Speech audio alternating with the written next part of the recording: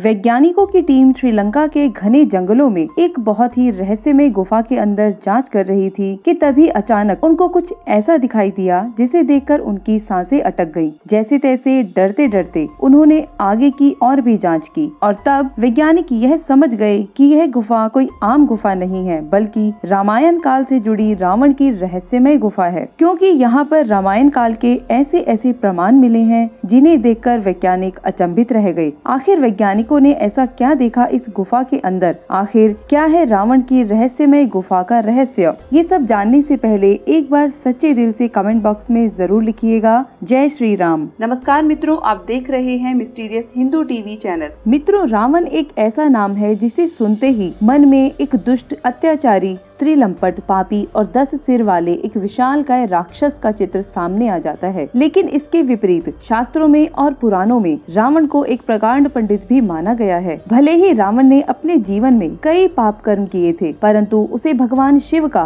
परम भक्त भी माना जाता है। रावण द्वारा लिखित शिव तांडव स्तोत्रम संसार की सबसे प्रसिद्ध शिव स्तुति मानी गई है, जो आज भी शिव भक्तों के मन को रोमांचित करती है। आपने भी शिव तांडव स्तोत्रम अवश्य सुना होगा। लेकिन मित्रों, जिस प्रकार रावण द्वारा लिखित शास्त्र रावण संहिता तांडव स्तोत्रम आज भी मौजूद है, तो क्या रावण आज भी जीवित है या फिर उसका शव आज भी दुनिया के किसी कोने में मौजूद है? ऐसा माना जाता है कि प्राचीन काल में ऋषि मुनियों के पास ऐसी रसायन विद्या थी जिससे वे मनुष्य की आयु तक को बढ़ा सकते थे। साथ ही मृत व्यक्ति के शरीर को हजारों सालों तक बिल्कुल सही सलामत रख सकते थे। जैसे कि आपने पिरामिड्स में रखी गई मम्मी के बारे में सुना तो होगा ही। कहा जाता है कि प्राचीन ऋषि मुनियों के पास ऐसी रसायन विद्या थी कि वे प्रकृति में मौजूद विविध प्रकार की वनस्पतियों से किसी भी प्रकार की बीमारी को ठीक कर सकते थे। जैसे कि रामायण में संजीवनी नामक वनस्पति का वर्णन मिलता है। उसी पर्वत पर संजीवनी के अलावा कई विशिष्ट प्रकार की औषधियाँ मौजूद थी, जिससे युद्ध में घायल हुए योद्धाओं के घाव तुरंत ही ठीक हो जाते थे। श्रीलंका में कुछ आदिवासी इलाकों में आज भी लोग इस बात को मानते हैं कि रावण का शव रागला के जंगल में एक गुफा में छिपाकर रखा गया है। आइए आपको बताते हैं इसके पीछे की जुड़ी सारी हकीकत। आखिर लोगों का ऐसा मानने के पीछे की वजह क्या है और क्यों लोगों को ऐसा लगता है कि रावण का शव आज भी मौजूद है और इसे फिर से जीवित करने का प्रयास किया जा रहा है। मित्रों, हम सभी जानते हैं कि रावण ने माता सीता का हरण किया था और अपने बल के अहंकार में उसने भगवान श्री राम से युद्ध किया था। कई लोग आज तक रामायण को एक काल्पनिक कहानी मानते थे,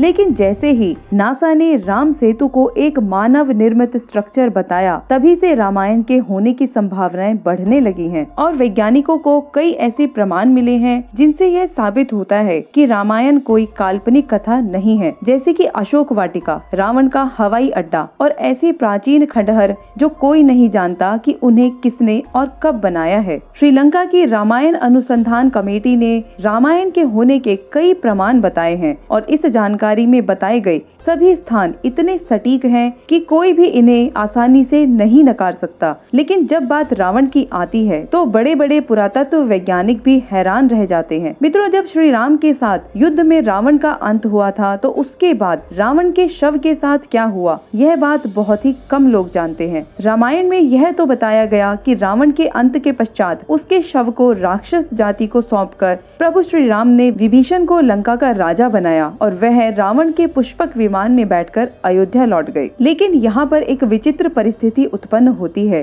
कि जब राक्षसों को रावण का शव सौंपा गया था, तो उन्होंने रावण के शव को जलाकर अंतिम संस्कार नहीं किया, बल्कि उन्होंने रावण के शव को ले जाकर तंत्र मंत्र की रसायन विद्या से उसे पुनर्जीवित करने का प्रयास किया। सभी जानते हैं कि रावण ने केवल नवग्रहों को ही नहीं, बल्कि संसार में मौजूद हर प्रकार के विद्वान तथा महान चिकित्सकों को बंदी भी बनाया था, ताकि उसे किसी भी प्रकार का कोई कष्ट न हो। रावण के पास बड़े बड़े विद्वान ऋषि मुनि तथा चिकित्सक थे और कहा जाता है कि उन्हीं चिकित्सकों की सहायता से राक्षसों ने रावण को पुनर्जीवित करने का प्रयास किया था, लेकिन वह प्रयास कई बार विफल रहा। श्रीलंका के जंगलों में आज भी कुछ ऐसी आदिवासियों की बस्तियां मौजूद हैं जो रावण को अपना आराध्य मानते हैं। उनका मानना है कि रावण को अपना आराध्य मानने वालों ने रावण के शव को जलाया नहीं, बल्कि उसके शरीर को कई वर्षों तक सुरक्षित रखने के लिए कई प्रकार के रसायनों का प्रयोग करके एक मम्मी बनाकर सुरक्षित रखा है। जिस प्रकार पिरामिड्स में जिसमें राजा महाराजाओं के शरीर को मम्मी बनाकर सुरक्षित रखा जाता था। उनका मानना था कि रावण के शरीर में कई प्रकार की सिद्धियां और शक्तियां हैं और शायद कुछ वर्षों के बाद इनके जागृत होने पर रावण पुनर्जीवित हो जाए। रावण ने रागला के जंगलों की एक गुफा में घनघोर तपस्या की थी। यह माना जाता है कि उसके तपोबल से निकली शक्ति आज भी इस गुफा में फैली हुई है। रावण के वफादार राक्षसों ने रावण के शव को उसी गुफा में किसी रसायन की सहायता से सुरक्षित रखा ताकि हजारों सालों तक रावण का शव खराब न हो। जिस जंगल में रावण का शव रखा गया है वह इतना घना है कि यहाँ पर कोई भी जाने की हिम्मत नहीं करता और इस जंगल में कई प्रकार के जहरीले नाग और जंगली जानवर रहते हैं। इसी कारण लोग इसकी खोज करने के लिए जाने से डरते हैं। ऐसा माना जाता है कि रावण के शव की रक्षा कई खूंखार सांप और जंगली जानवर करते हैं। कुछ लोगों का तो यह भी मानना है कि रावण की मम्मी के नीचे बहुत बड़ा खजाना दफन है। हालांकि कई लोग इस बात से सहमत नहीं हैं। रावण बहुत ही पराक्रमी था। माना जाता है कि रावण की मम्मी 18 फीट लंबी है। इसके अलावा भी रावण से जुड़े ऐसे कई प्रमाण मौजूद हैं जो श्रीलंका की रामायण अनुसंधान कमेटी ने दुनिया के सामने प्रस्तुत किए हैं। हो सकता है कि विज्ञान इन बातों को आज सच न माने, लेकिन कई बार देखा गया है कि प्राचीन लोगों की मान्यताएं भी कई बार सच हुई हैं और उसके सामने विज्ञान भी कोई तर्क नहीं दे पाया है। तो मित्रों, आपको क्या लगता है, क्या रावण का शरीर आज भी मौजूद है? अपनी राय कमेंट में जरूर बताएं। आज की वीडियो अच्छी लगी हो तो हमें सपोर्ट करने के लिए वीडियो को एक लाइक, एक कमेंट करें। यदि आप चैनल पर नए हैं तो चैनल को सब्सक्राइब कर बेल आइकन को अवश्य प्रेस करें। वीडियो देखने के लिए धन्यवाद।